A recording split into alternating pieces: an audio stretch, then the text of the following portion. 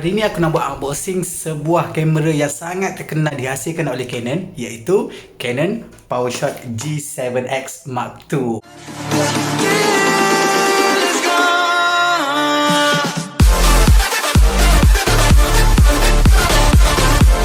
Assalamualaikum, my name is Syahdan Hamzah. Welcome back to my another video. First of all, aku nak ucapkan selamat menyambut Ramadan Al-Mubarak kepada semua umat Islam di serata dunia. Bertabahlah di musim COVID-19 ni. Stay home, stay safe. Selama 2 bulan PKP ni aku kembali untuk buat konten terbaru. Finally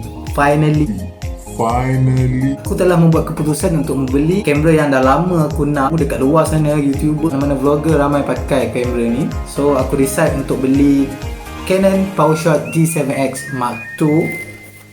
Dan yang bestnya, aku beli ni secara online di Shopee. Seumur hidup aku tak pernah beli barang semahal ni, hampir dekat RM2,000 online. So biasanya orang akan beli ni, orang akan pergi kedai sendiri dan test sendiri kamera tu dan baru beli. Tapi aku decide untuk beli secara online, memandangkan kedai ni mendapat rating yang baik dan banyak customer yang respon positif kepada kedai ni. So aku decide untuk beli kamera ni secara online dekat Shopee.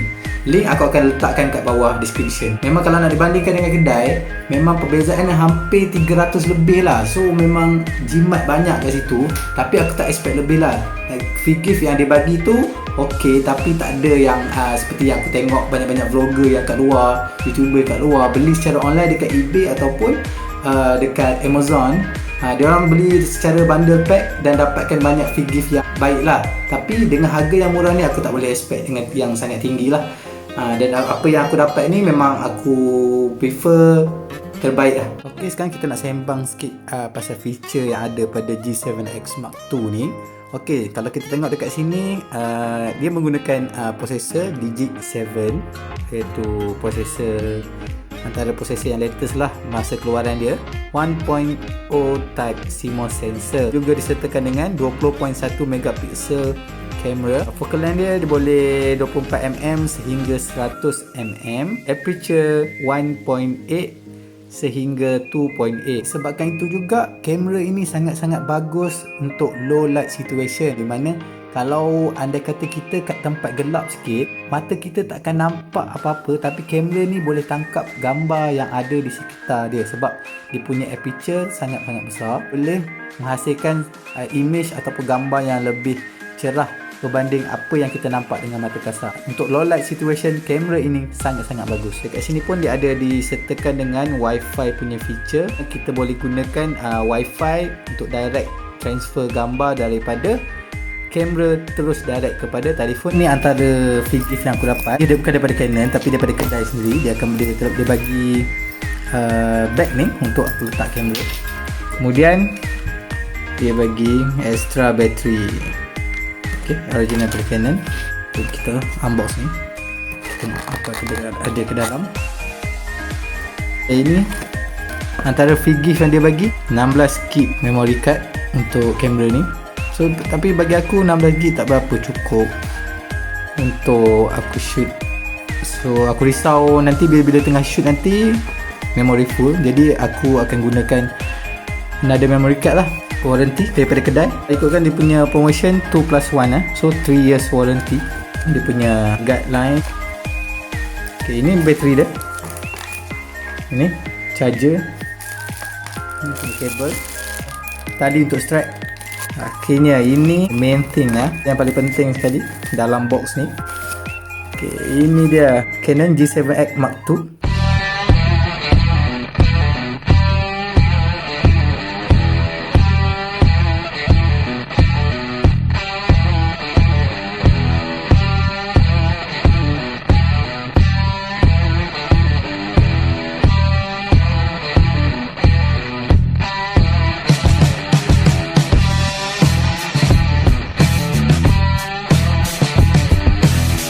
Sangat kecil kalau nak dibandingkan dengan kamera-kamera lain.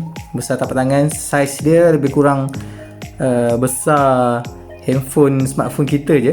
Sesuai untuk dibawa ke mana saja, ke mana-mana event. So sesuai untuk aktiviti vlogging lah. Macam untuk aku target untuk vlogging. Jadi bila aku bawa ke mana-mana saja tu, maknanya tak berapa segan sangat lah kalau dibandingkan dengan DSLR yang besar gedabak tu, dan akan menarik perhatian semua orang yang akan tengok bila aku vlogging ataupun buat-buat konten untuk YouTube. Dah sesuai dan dimasukkan dalam poket. Jom kita test on kan kamera ni. Ini tempat dia punya memory card Okay, dia dah lock kat situ. Kita pinjam memory card daripada aku punya DSLR. Sebab aku malas nak buka yang tu. Aku rasa lebih kurang je saiz dia, 32GB.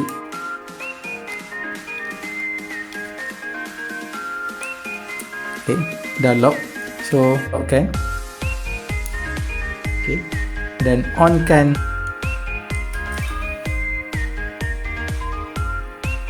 Wah. Okay, sekarang dah boleh on. Yang bestnya kamera ni, dia punya screen boleh flip up. Okay, so korang boleh tengok diri korang sendiri dekat sini. Dekat kamera ni pun lagi senang untuk vlogging dan buat konten. Maksudnya korang senang nak pantau diri korang sendiri in frame ataupun keluar daripada frame. Jadi senang kita nak target, kita nak tengok diri sendiri. Tapi seboleh-bolehnya jangan tengok kat viewfinder. So perlu tengok dekat lens tu sendiri. Lagi mudah kita interact kat dalam video berbanding dengan kita tengok sendiri kat skrin. Ok, sekarang tiba masa kita tengok sendiri feature yang ada pada kamera ni. Ok, first main thing adalah yang membuatkan dia lebih menyelah daripada kamera-kamera yang lain. Walaupun kebanyakan kamera pun ada, tapi antara yang terawal mempunyai kamera flip up ni adalah G7X Mark II lah. Dia flip up punya screen macam ni.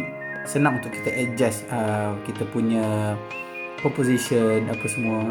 Selain daripada flip up yang biasa, dia boleh flip up macam ni juga, 45 degree tak silap.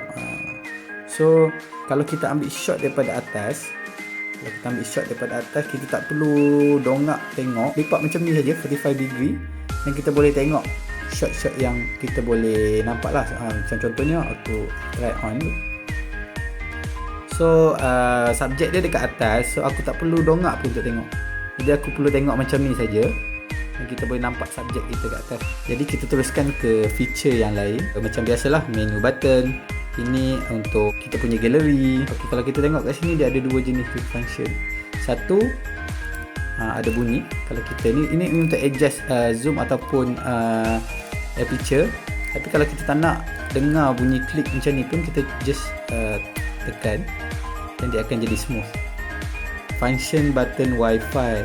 Ini function button Wi-Fi ni kalau kita ikutkan, kalau kita nak transfer gambar daripada kamera ni kepada handphone, kita tak perlu transfer guna card reader ataupun kita masuk dalam laptop apa semua. Kita boleh direct transferkan gambar ni kepada telefon. Sama ada kita nak edit dalam telefon ataupun kita nak transfer Insta story ke, nak transfer gambar kepada Instagram ke, tak perlu kita guna third party macam kita kena transfer ke komputer kena transfer kepada telefon. Kita boleh direct transfer daripada kamera ni kepada telefon terus. So lebih mudah dan lebih menjimatkan masa. Next adalah port untuk HDMI. Untuk pengetahuan, kamera ni tak boleh shoot 4K. Dia boleh shoot paling tinggi 1080p saja. Dan dia ada 3 frame rate, iaitu 24 frame per second, 30 frame per second dan juga 60 frame per second. Untuk aku edit video slow-mo untuk menampakkan video tu lebih menarik dalam slow-mo. Jadi 60 frame per second sangat-sangat penting, dan kamera ini ada feature tu. So berbala lah. Jadi kita boleh zoom in dan zoom out gambar ataupun video lah. Dia punya microphone. Okay, sekarang ni aku nak tukar daripada kamera ni kepada G7X Mark II in 3, 2, 1, go! Tada! Korang nampak tak perbezaan dia? Untuk Adil, sebelum ni aku pakai aku punya ini P30 Pro ni untuk vlogging, dan sekarang ni aku dah tukar kepada kamera aku G7X Mark II untuk bagi Adil lah. Sebab aku sebelum ni aku shoot pakai handphone ni untuk pakai 30 frame per second untuk 1080p. So sekarang ni aku setting dekat kamera aku pun sama juga punya frame 30 frame per second, cuma aku pakai f1.8 dia punya aperture dan juga 160 second untuk shutter speed. So ISO aku letak kepada auto dah. Dan ini adalah hasil video yang aku rakam menggunakan setting ni. Tengok ada tak perbezaan berbanding dengan P30 Pro. So ini adalah actual footage yang aku rakam menggunakan G7X Mark II. So apa korang rasa? Memang berbaloi kan? Sajalah untuk video kali ni. Next vlog aku akan teruskan shoot pakai kamera ni. Jangan lupa subscribe, like and share and put notification bell on. Semoga video ini memberi manfaat dan bagi rujukan untuk korang yang kat luar sana yang masih tercari-cari kamera apa yang korang nak cari untuk buat vlogging ataupun buat konten. See you in the next video. Ciao.